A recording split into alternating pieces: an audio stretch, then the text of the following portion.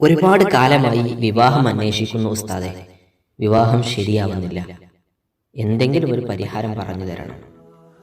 ഇങ്ങനെ പറയുന്ന ആളുകളുണ്ട്. അസ്സലാമു അലൈക്കും വറഹ്മത്തുള്ളാഹി വബറകാതുഹു. പ്രിയപ്പെട്ടവരെ, വിവാഹം ശരിയാവുന്നില്ല എന്ന് വേവലാതി പറയുന്ന, വിഷമം പറയുന്ന എത്രയോ ആളുകളെ കാണാറുണ്ട്. അവർക്ക് ഒരു പരിഹാര മാർഗത്തെക്കുറിച്ചാണ് ഇന്ന് സംസാരിക്കുന്നത്. നോക്കൂ, നിങ്ങൾ സിഹ്ർ കാരണമോ പൈശാചികമായ എന്തെങ്കിലും ഷെറുകൾ കാരണമോ അതല്ലെങ്കിൽ മറ്റെന്തെങ്കിലും കാരണങ്ങളെ കൊണ്ടോ വിവാഹം ശരിയാകാത്ത ആളുകൾക്ക് പരിശുദ്ധ ഖുർആനിലെ സൂറത്തുൽ അഹ്സാബ് നമുക്കൊക്കെ അറിയാൻ കഴിയും. നമുക്ക് പരിശുദ്ധ ഖുർആൻ മറിച്ച് നോക്കിയാൽ നമുക്കൊക്കെ പെട്ടെന്ന് ഓതാൻ കഴിയുന്ന ഒരു സൂറത്താണ് സൂറത്തുൽ അഹ്സാബ്.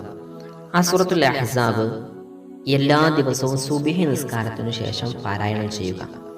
അങ്ങനെ ഒരു 21 ദിവസം ചുരുങ്ങിയത് പാരായണം ചെയ്യുക. കൂടുതലാക്കാൻ കഴിയുമെങ്കിൽ അങ്ങനെ ഓതണം.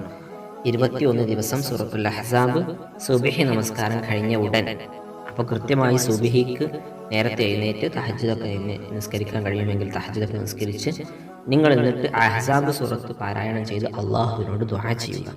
കരഞ്ഞുകൊണ്ട് ദുആ ചെയ്യുക. ഇൻഷാ അല്ലാഹ് അതൊരു പരിഹാര മാർഗമാണ്. ഇനി ആർക്കെങ്കിലും ഖുർആൻ ഓതാൻ കഴിയാത്ത ആളുകളുണ്ട്, പ്രത്യേകിച്ച് ഖുർആൻ ഓതാൻ പഠിക്കാൻ അവസരം ഉണ്ടായിട്ടില്ല, അങ്ങനെ എന്തെങ്കിലും പ്രയാസങ്ങൾ കാരണം ഖുർആൻ ഓതാൻ കഴിയുന്നില്ല, അത്തരം ആളുകൾക്ക് മറ്റൊരു പരിഹാര മാർഗത്തെക്കുറിച്ച്, ഇത് വിവാഹം ശരിയാവാനുള്ള കാരണങ്ങൾ, വിവാഹം ശരിയാവാനുള്ള ഒരു കാരണമാകുന്ന അമലുകളെ കുറിച്ചാണല്ലോ പറയുന്നത്.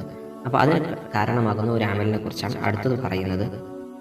അസ്മാഉൽ ഹുസ്നയിൽപ്പെട്ട യാ ഗഫൂറു യാ അല്ലാഹ്, യാ ളാഹിറു യാ അല്ലാഹ്, യാ കബീറു യാ അല്ലാഹ്, 3 ഇസ്മുകളായി ശ്രദ്ധയിലുണ്ടാവണം. എല്ലാവരും എഴുതി വെക്കണം.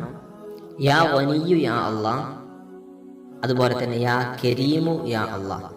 ഇത്രയും ഇസ്മുകൾ, ഈ 5 ഇസ്മുകൾ നിങ്ങൾ എല്ലാ ദിവസവും ഇവ ഓരോന്നും 121 തവണ ചൊല്ലി സുബ്ഹി നിസ്കാരാനന്തരം ചൊല്ലി ദുആ ചെയ്യുക. അങ്ങനെ ഒരു 21 ദിവസം ചുരുങ്ങിയത് ചെയ്യണം. ഇൻഷാ അല്ലാഹ് നമുക്ക് നല്ല സ്വാലിഹായ ഇണകൾ അല്ലാഹു നൽകി അനുഗ്രഹിക്കട്ടെ. വീണ്ടും കാണാം. അസ്സലാമു അലൈക്കും വറഹ്മത്തുള്ളാഹി വബറകാതുഹു.